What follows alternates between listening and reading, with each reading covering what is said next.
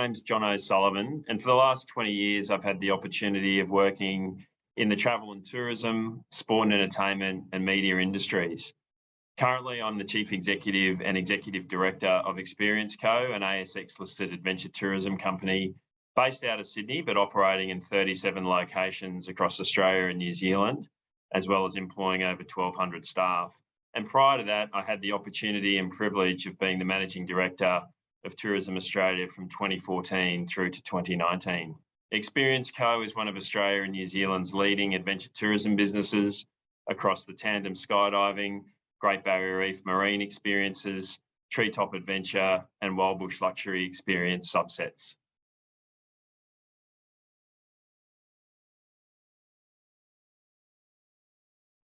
The most important thing I believe about building brands from an employment perspective is around ownership by the staff of the organisation. It's not something that can be led by the board or the executive. It's something that has to be built from the ground up. At Experience Co, over 18 months ago now, we went through this process and became a business that defined our vision. That is to be Australia and New Zealand's most recognised and respected tourism organisation.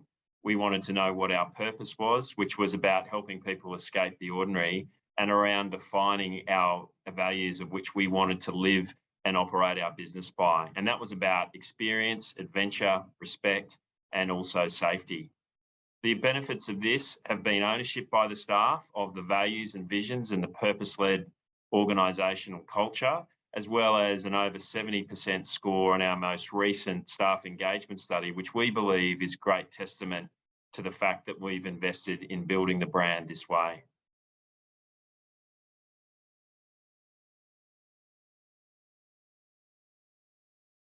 Casting my mind back to 2019, when I started at Experience Co, one of the most fundamental deficiencies of the organisation was the fact that we didn't have a people and performance division of our company. So despite the fact that we were quite a significant operating business with some complex industrial relations, environments, as well as staff spread across disparate locations around Australia, we really didn't have anyone or the glue within the organisation to bring that people and performance perspective to our business. We created that in 2019, led by fantastic executive Cherie McGill, and that's been a real driving force in us being able to really embark on this cultural change and cultural journey that we've taken the 1,200 odd staff on during this time. One of the things that we also have found really important as part of this is also training and giving our staff members the opportunity to progress their own skills and capabilities. And earlier this year, we launched our TREK program, which was our internal management trainee program. And this, combined with our focus on our visions and values and purpose that we talked about in the earlier question, really has had the biggest impact in us enabling to go on this journey.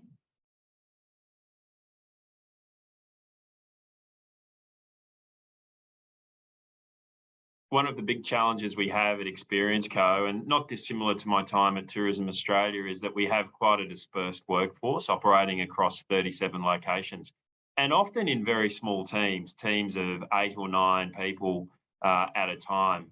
And that's really one of the challenges that you have, is keeping them together, keeping them focused, and making them feel part of this journey that's being led by the organisation.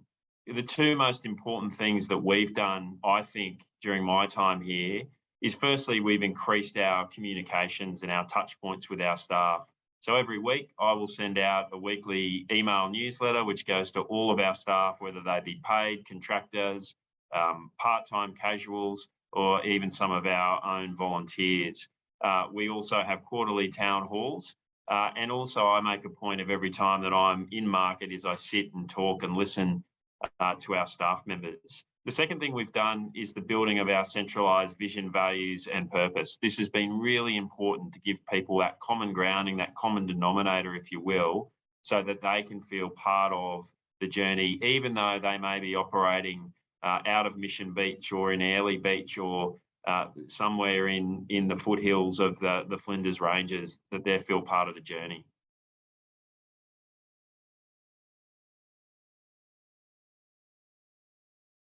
I've always been a believer that diverse teams make for better decision making. You know, it's really important as a leader of an organisation that you encourage and harness the diversity of views, diversity of beliefs and opinions in everything we do. And at Experience Co, and also at my time at Tourism Australia, I was a firm believer of embracing diversity because I think it leads to much better decision making. And to give you an example, at Experience Co, roughly 50% of our staff are female and 50% are male. On our executive team, 50% of my direct reports are male and 50% my direct reports are female. And this all brings a different view, whether it be making decisions around pricing, whether it's about making decisions about workforce policies, whether it's making decisions about the strategic direction of the business. The last thing you want to do as a leader is have people who just say yes. You want people who challenge you, who bring a different perspective. And that's why I believe that diversity in the workplace makes for a much better work environment and a much better work outcome.